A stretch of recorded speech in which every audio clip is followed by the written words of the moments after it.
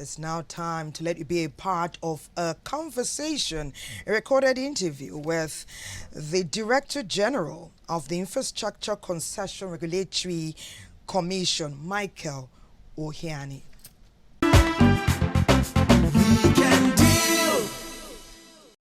The government of President Muhammad Buhari has achieved a lot when you look at the scorecard, both in terms of security, investment, you name it. There has been tremendous investment even in terms of security. The kind of aircraft we now have and manpower, our soldiers, they don't now engage in what we call tactical maneuver to Cameroon as it were before. On that score, we can say he has achieved a lot in terms of security. There might be challenges here or there. You don't hear that Boko Haram is controlling any local government in the country.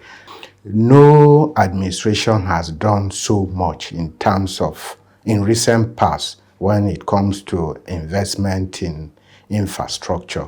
When this government came to power, one of their core strategic focus was massive investment in infrastructure, which will also galvanize the economic welfare of the country. Since 2016, there has been progressive improvement. About 30% of the budgetary allocation is devoted to infrastructure investment, and it cut across power, road, which I'll go into specific, and you name it, both traditional procurement and PPP procurement. So a lot has been achieved. The commission liaises with the line ministry, who are statutorily charged with implementation of PPP project. And one of we have done when we talk about energy and urban infrastructure, we have completed the Gurarawan 300 megawatts project. It is located in FCDA. That will increase the energy stock. We also have the Zungeru power project that is near completion. We are working with Ministry of Power, Ministry of Water Resources, and Bureau of Public Enterprise to get it concession. It's going to be 700 megawatts, which is also going to increase the energy stock. The Senate recently expressed some concern. We've met with the leadership of the Senate. Some of those concerns has been taken on board, which will, in the final analysis, ensure that whatever is done is sustainable and it will bring so-called to the power problem in the country. You cannot mention the power project without also mentioning the presidential initiative in issue of transmission. You can have generation of power, but if you don't have the capacity to transmit it, it is useless. In that score, the presidential energy initiative in transmission, the Siemens project, where about 2 billion is US dollar is dedicated to the, you've seen recently that some of the mobile transformer has already arrived in the country. This will, in no small area, go into the energy improvement. When you also talk about infrastructure, you'll be looking at issue of food security. What this government has done in this respect, we have silos that are lying across the country that have been idle.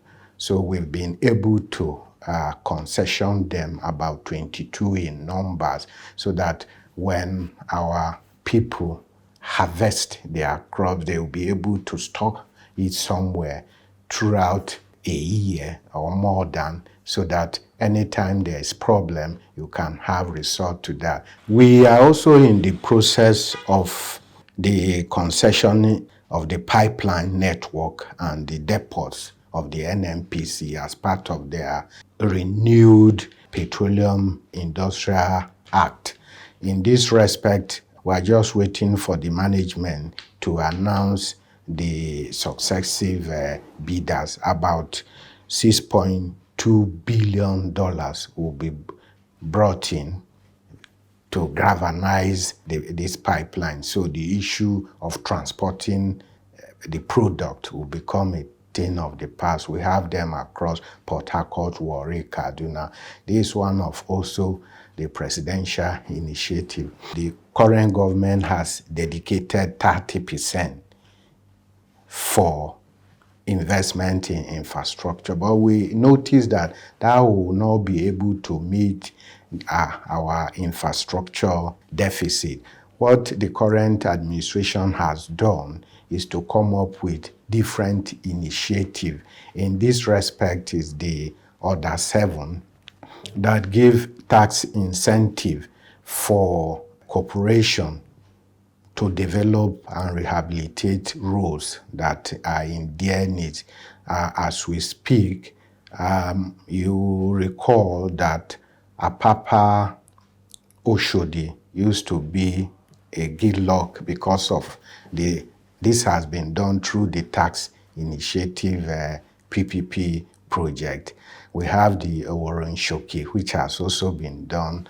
We have the Oniro axis. We have other ones that are in the pipeline. About 12 of them has been approved. There's the Obajana Lokoja one that has also been done through this tax credit initiative. The success achieved there, they want to also expand it to transmission line.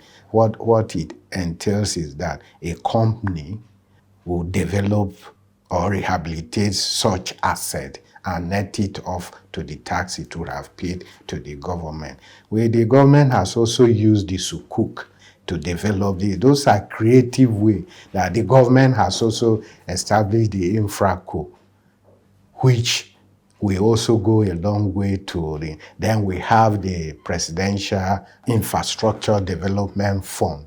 Apart from that, through that, we have the Lagos Ibadan that has been problematic over the years.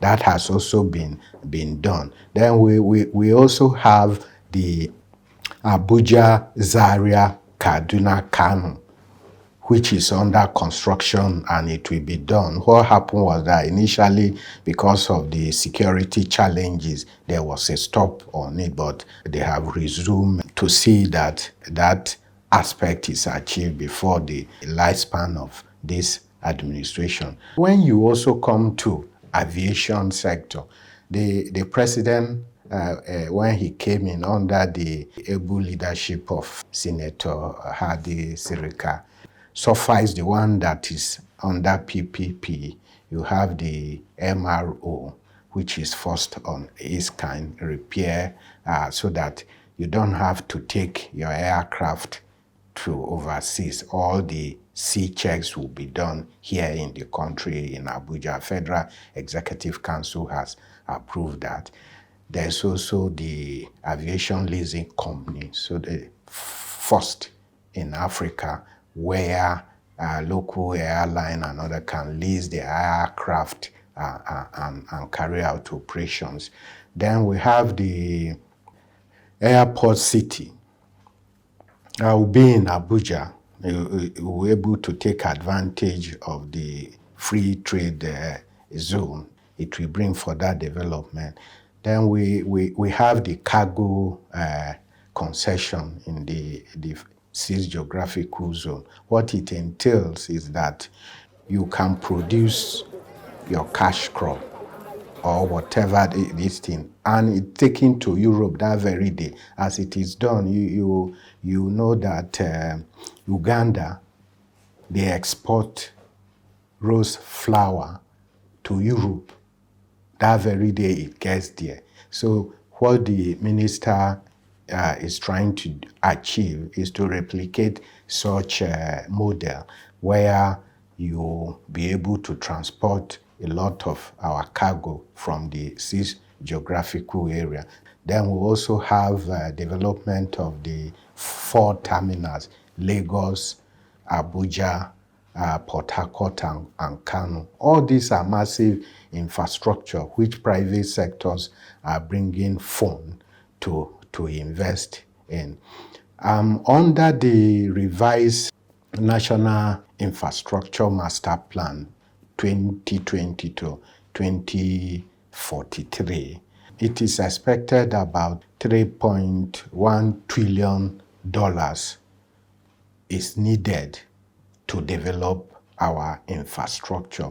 And out of this, 85% is expected to come from private sector. And all this will be done majority through PPP. And we need to create enabling environment. So the president has really done a lot in terms of infrastructure, creating enabling environment, putting in the structure, completing abandoned projects. The second Niger bridge is also of importance to the public. It has been completed through the Presidential Investment Development Fund. What happened was that initially it was conceptualized as a PPP. However, when this administration came in, they reviewed it and said, look, this project is dear need. It links the East with the other part of the country, especially during the Christmas period. The suffering people are in. So the president now said it should be brought under the Presidential Infrastructure Development Fund. And you can see today that is unlike other this thing where you see it in HD photo. It's a reality. People are now using it. So it is a major achievement for this administration. Our commission was established by an act of parliament to galvanize and attract private sector investment, and in so doing is going to be on a win-win basis. As Adam Smith once said, it is not due to the generosity of baker that we have bread on our table. It's because they want to make profit. So in making profit, we ensure that there's no profiteering. So it is a win-win situation. That's where our commission comes in under Section 11 of our Act, that no investment made by private party will be jeopardized. Fund is a coward. It goes to a country where it's well protected.